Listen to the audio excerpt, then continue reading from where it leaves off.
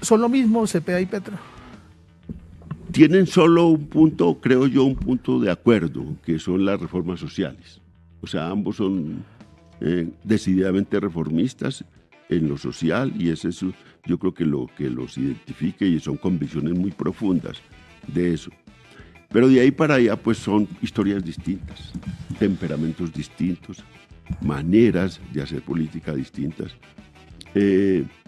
Pero bueno, pertenece a un mismo partido político y Petro se cargó la campaña, se está cargando la campaña, se le está echando sobre sus hombros la de Cepeda, y Cepeda está respondiéndole a Petro diciendo que es una continuidad de las reformas y del gobierno, de manera que hay una hermandad política grande en este momento entre los dos. Ahora, pues temperamentos, es que el otro es el líder y el caudillo intuitivo que toma decisiones. La intuición es muy importante en la política y eso pues lo acompaña a Petro de manera impresionante. El otro es más racional, menos intuitivo, menos de explosiones, menos de decisiones inesperadas. Y eso pues son dos formas de hacer política distintas. Diría uno que los otros dos líderes de la derecha en los últimos 20 años también tenían esas condiciones. Uribe era el intuitivo, el explosivo, y Santos el racional y estratega. Son maneras de hacer política distintas, son temperamentos distintos. Nunca se le ve a este señor salirse de las casillas como lo hace frecuentemente, digamos, Petro, o como lo hacía Uribe. Y tienen, pues, este es una víctima. Es que no solo es un líder de la izquierda, sino que es una víctima. Murió su padre asesinado y en una situación difícil. Su madre muere también por un cáncer. El otro viene de la guerrilla, Petro, y el otro viene y ha estado siempre como un gran líder político que pensó siempre que iba a ser presidente y luchó por esa causa. Y son historias familiares distintas, pues el uno tiene un origen costeño, el otro un origen bogotano, el uno tiene como 5 hijos y bueno, con distintas relaciones. Le compite a Diomedes, dicen por ahí. Cepeda dice que no quiso tener hijos, no tiene ningún hijo. Cepeda no tiene hijos, ¿verdad? ¿No? Cepeda no tiene hijos. Tiene 3 perritas, ¿no? Y es una decisión personal. O sea, son dos seres humanos muy distintos como seres humanos, cada uno con sus virtudes y sus defectos, pero eso hay que verlo, porque entonces, y ahora dicen, no, que él va a hacer política dentro de un partido porque es muy disciplinado, esa es otra condición. Cepeda es un tipo disciplinado en la política, milita, está en el polo, lo hizo, luego llevó el polo al pacto histórico. En cambio, Petro hacía un partido y lo disolvía con una rapidez enorme para lanzarse a otra candidatura. Él era el partido. Sí, a otra candidatura. Ahora que no va a estar en el tarjetón, pues tiene que recurrir a tener un partido. Las obras construidas con la comunidad también generan confianza, desarrollo y paz. Gracias al programa piloto KfW por habernos asignado esos recursos para esta vía.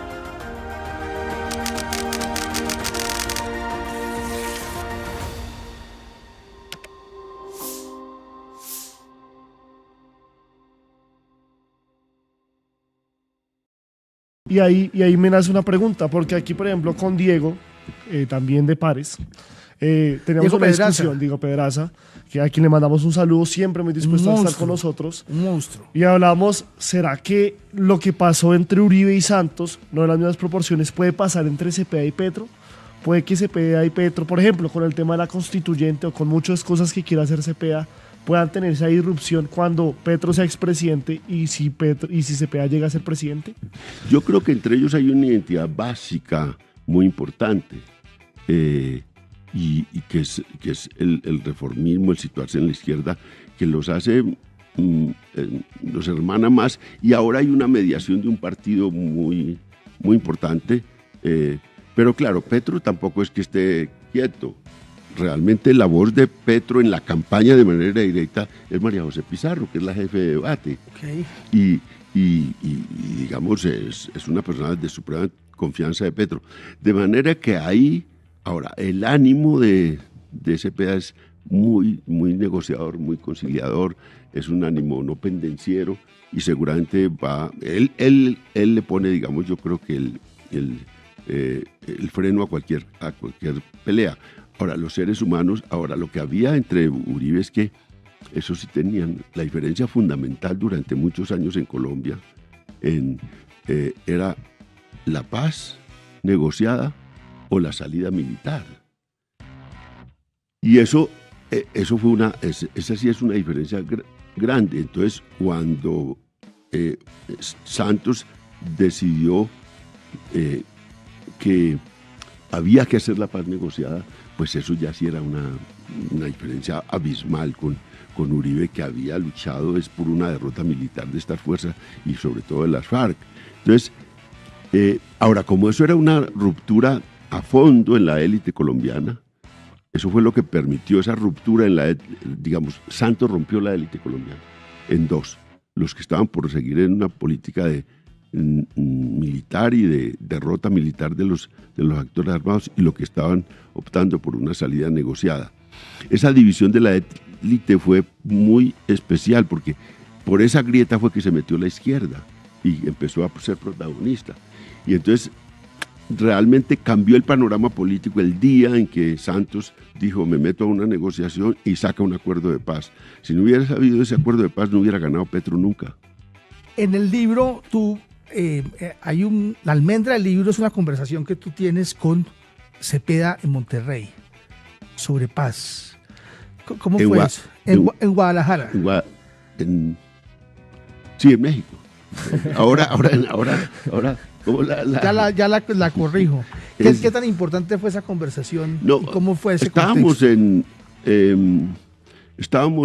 Eso es 2023, febrero de 2023. Reciente. Nos habían invitado a 50 mediadores, facilitadores, expertos de paz, los gobiernos de México, los gobiernos de los gobiernos de Noruega y Suiza. Y estábamos ahí. En Cuernavaca. Y nos pusimos a conversar. Teníamos llegamos allá a mediodía y se hizo la inauguración y quedamos toda la tarde libres y toda la noche. Y nos fuimos desde ahí de un centro como de ferias y cosas hasta el centro de Cuernavaca. Fuimos hablando. Y luego en el centro de Cuernavaca nos quedamos en un café hablando hasta altas horas de la noche. Una conversación larga. Y ahí, pues lo pregunté por muchas cosas de la paz. Ya él había superado los 2 cánceres. Estaba reponiéndose de eso. Y pues yo le pregunté, pues hombre, ¿usted cuál es lo que va a hacer de ahora en adelante después de haberle ganado la batalla al cáncer y estar en esta batalla con Uribe? Pues tengo que continuar con esta batalla con Uribe judicial, luego tengo que ayudar a la paz del ELN, que en ese momento había una esperanza de que se hiciera, una esperanza totalmente fallida después. Agonizante. Y tengo que seguir luchando por un acuerdo nacional, que son sus 3 grandes, digamos, hazañas o búsquedas o ambiciones: acuerdo de paz, acuerdo nacional y, bueno, la verdad. Y la reivindicación de las víctimas. Y la verdad pasa por él, por que acepte las cosas Uribe. Entonces, esa fue una conversación muy, muy, muy, muy larga, y además ahí le pregunté, bueno, ¿y si le propone una candidatura presidencial? ¿Qué te dice, no? No, yo no estoy en esas. No me veo. Además porque estaba afectado de salud en ese momento. Sí, estaba saliendo, pero además dice, es que yo pues me voy a dedicar a esta causa, esto me da para varios años y yo no estoy en esa idea de una candidatura presidencial. Me lo repitió después con charlas y conversaciones que tenía con él.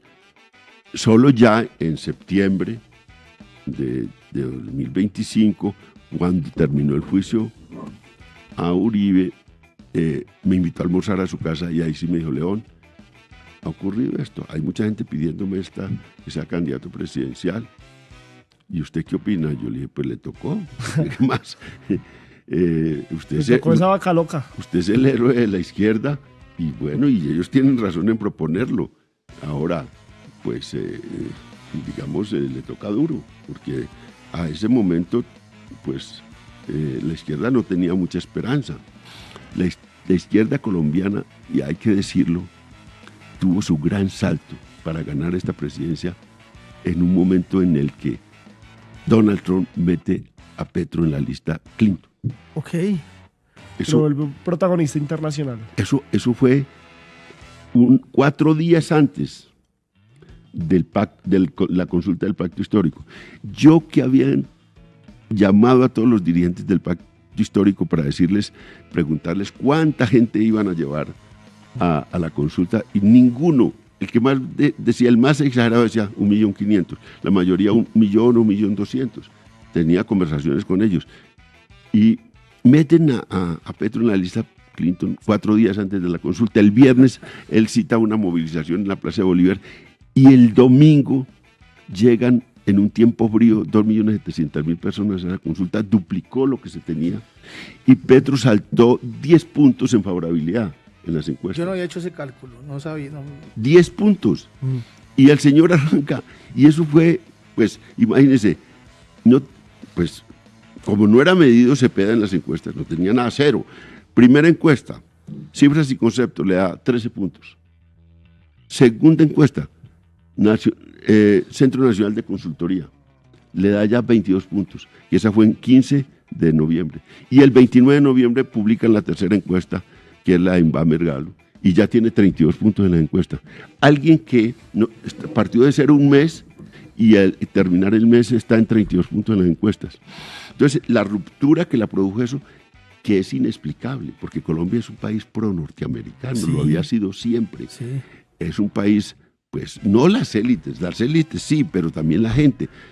Y despierta una cosa nacionalista enorme, esa afrenta al presidente, y una solidaridad con Petro y una solidaridad con la izquierda. Es rarísimo todo eso. Sí. Entonces a veces yo les digo, dándole gallo a los de la izquierda, le digo, bueno, el camarada Trump y el camarada Marco Rubio hicieron la tarea, ¿no?